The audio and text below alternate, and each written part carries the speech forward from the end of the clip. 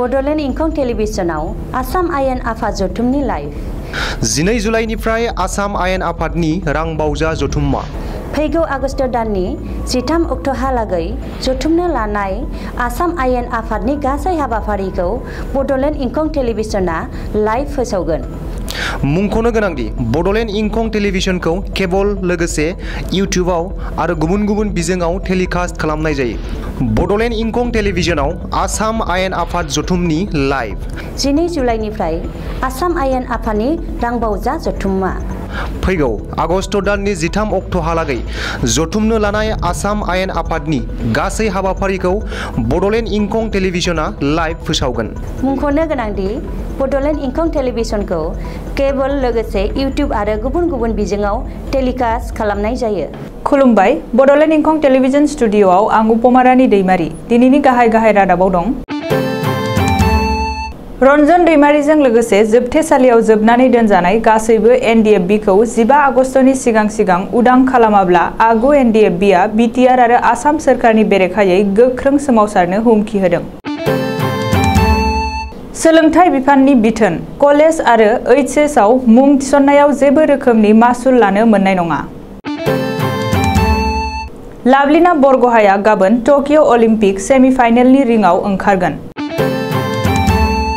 लाभलिनानि थाखाय गाबोन विधानसभा बाजेट जथुमखौ दान्दिसे दोनथ'गोन। मैया आसाम सरकारा फोसावबाय गोदान एसअपि। एबारनि मेट्रिक फिथाइखौ लानानै आसामनि गोबां जायगायाव दावराव दावसि थासारि सोमजिदों।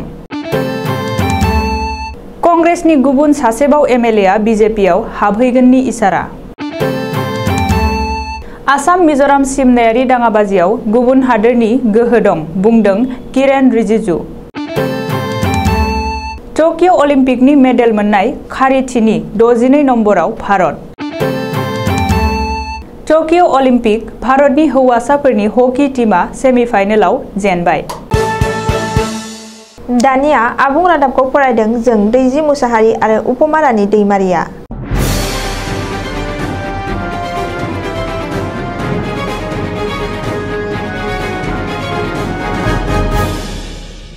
थांनाय 2020 नि 27 जानुवारियाव बिटिआर गोरोबथा खालामनायाव सागान होग्रा सागानगिरि रन्जन दैमारिया दासिमबो जोबथेसालिनि साजा मोननांनाय आरो उदां जायैखौ लानानै आगु एनडिएफबि हानजाया खुद्रिखांदों।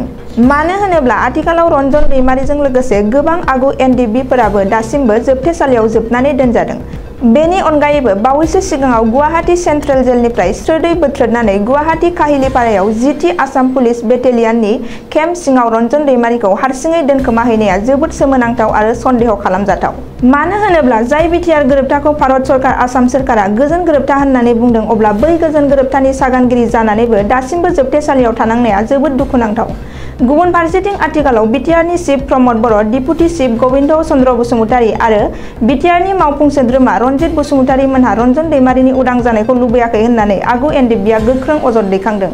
बिसोरनि खुगानिफ्राय दासिमबो रन्जन दैमारिखौ उदां खालामनांगौ होननानै जेबो फंसे राव ओंखारफेराखै। बियो मोनसे गेदेर सोंथि जानानै दङ।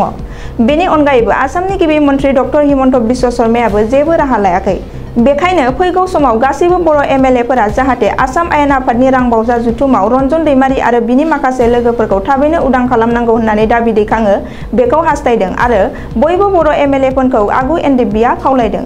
ओजोंहाय समाज सिबियारि डक्टर अनजलि दैमारियाबो सोरखारखौ सोंखारिना बुंदों दि नखरनि रावनोबो जेबो खौरां होआजासे एनडिएफबिनि गायसनगिरि आरो बिटिआरनि सासे सागानगिरिखौ सेन्ट्रेल जेलनिफ्राय स्रोदै काहिलिपारानि जिथि एपिबिएन केम्पआव दोनस्लायहैनाया गमामायैनो सन्देह खालामजाथाव आरो सोंखारिजाथाव।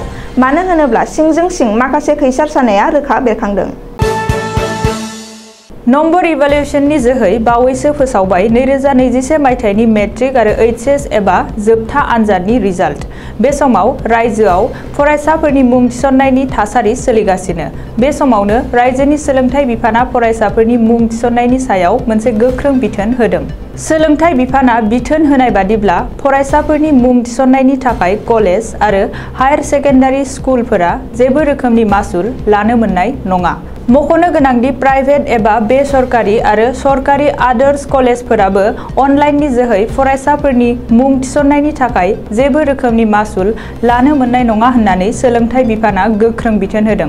मिथिनो हानाय बादिब्ला रायजोनि गासैबो कलेज आरो हायार सेकेन्डारि स्कुलनि प्रिन्सिपाल आरो गोरायुं मोनानो सोलोंथाइ बिफाना बे बिथोनखौ हरदों।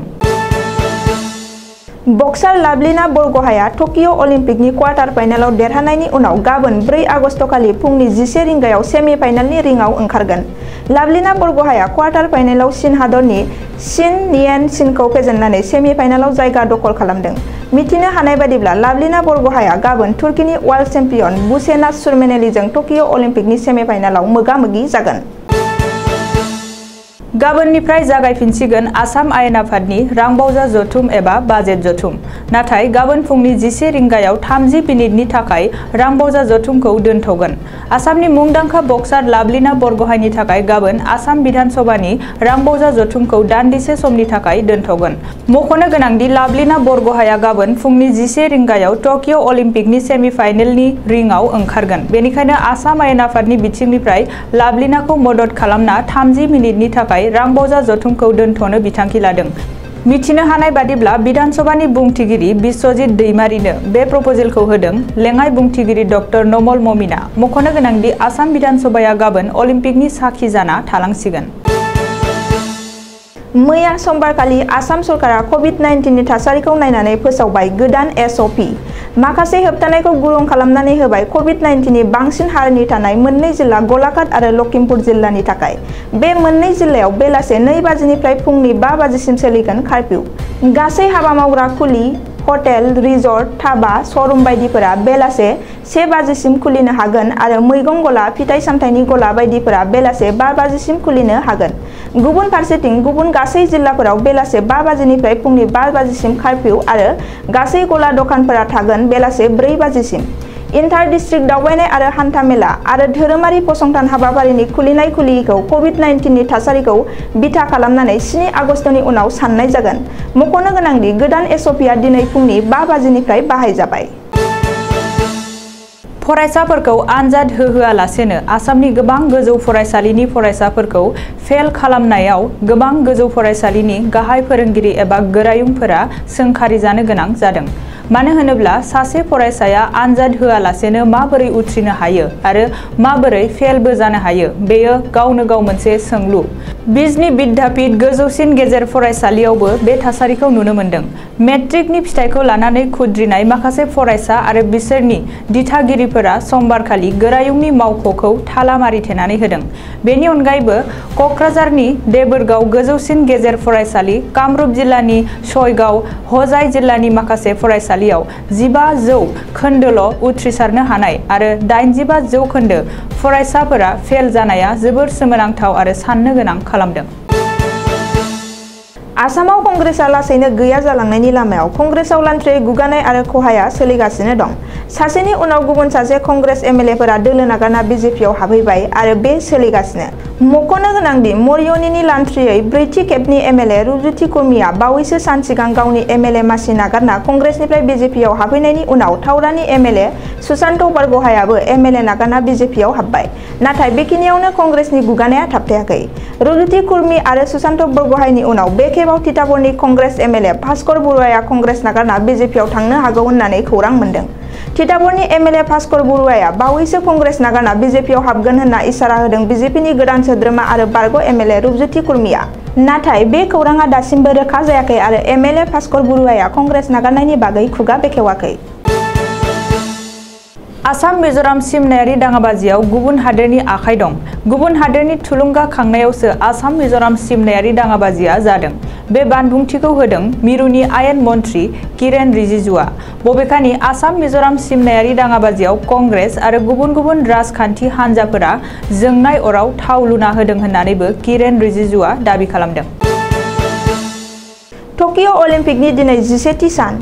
11थि सानाव भारतआ अलिम्पिकनि मेडेल आवथायनो हानाय खारिथिनि 62 नम्बराव। टकिअ अलिम्पिकआव भारतआ दासिम मोनसे रुपा आरो मोनसे ब्रन्जखौ लाना गासै 2ल' मेडेल आवथायनो हादों। मख'नो गोनांदि मोनसे रुपा आरो मोनसे ब्रन्जनि मेडेल आवथायनानै टकिअ अलिम्पिकनि मेडेल आवथायनो हानाय खारिथिनि 62 नम्बराव भारतजों लोगोसे दं केनिया, पर्तुगाल, सान मेरिनो आरो उगान्डा। अदेबानि टकिअ अलिम्पिकनि मेडेल आवथायनो हानाय खारिथिनि सेथियाव दं चीन, नैथियाव आमेरिका आरो थामथियाव जापान। चीनआ बे खौरांखौ सुजुनाय समहालागै मोन 29 सना, मोन 17 रुपा आरो मोन 16 ब्रन्ज मेडेल आवथायबाय। आमेरिकाया मोन 22 सना, मोन 25 रुपा आरो मोन 17 ब्रन्ज। जापानआ दासिम मोन 17 सना, मोन 6 रुपा आरो मोन 10 ब्रन्ज मेडेल देरहानानै दङ। टकिअ अलिम्पिकनि सेमिफाइनेलाव भारतनि हौवासाफोरनि हकी टीमा दिनै गोहोगोरा गेलेगिरि बेलजियामजों 2-5 जेनबाय आरो ब्रन्ज मेडेलनि थाखाय गेलेसिगोन। मख'नो गोनांदि 41 बोसोरनि उनाव बे खेबाव अलिम्पिकनि सेमिफाइनेलाव गेलेदोंमोन भारतनि हौवासाफोरनि हकी टीमा। मख'नो गोनांदि भारतनि गाहाय मन्त्रि नरेन्द्र मदिआ थुलुंगाखां होनानै टुइट खालामदों एरै जेननाय देरहानाया जिउनि बाहागोखा। भारतनि हौवासाफोरनि हकी टीमा जेनदोंब्लाबो बिसोरदि गोब्राबै गेलेबाय बेनो गोबां। उननि समाव साबसिन गेलेनो हाथों, दावगालांथों। गुबुन फारसेथिं भारतनि रेसलिं गेलेगिरि सनम मालिकआबो 62 केजिनि इभेन्टआव मंग'लियानि कुलेरकुजों गेलेगोन। चिरां जिल्लानि बिजिनी महकुमानि बेन्दोंआव मानास हादोरारि हाग्रामानि खुख्लुं रेन्जआव एसएसबिनि मददआव हाग्रा बिफाना गंब्रै गाजिमारा सिलाइजों लोगोसे 2 फलान हमदों। हमजानाय फलानफोरा जादों हादाननि गोलोन्दां गयारि आरो सुक्लेश्वर मुसाहारि होननानै हाग्रा बिफाननि सुलुङाव फोरमायदों। चिरांनि डिएफअ प्रेमानन्द दैमारिया मिथिहोनाय बादिब्ला बिसोरनि आखाइनिफ्राय हाग्रामानि 3 खासेवबो मोननाय जादों। गासै 6 सुबुङा हाग्रायाव सिखार खालामनो थाखाय हाबफैदोंमोन, नाथाय 4आ खारग'नो हादों। अब्लाबो नाथाय हाग्रा बिफाननि मावफारिया आरो एसएसबिआ खारग'नाय 4 फलानखौ नागिरगासिनो दं होननानै फोरमायदों।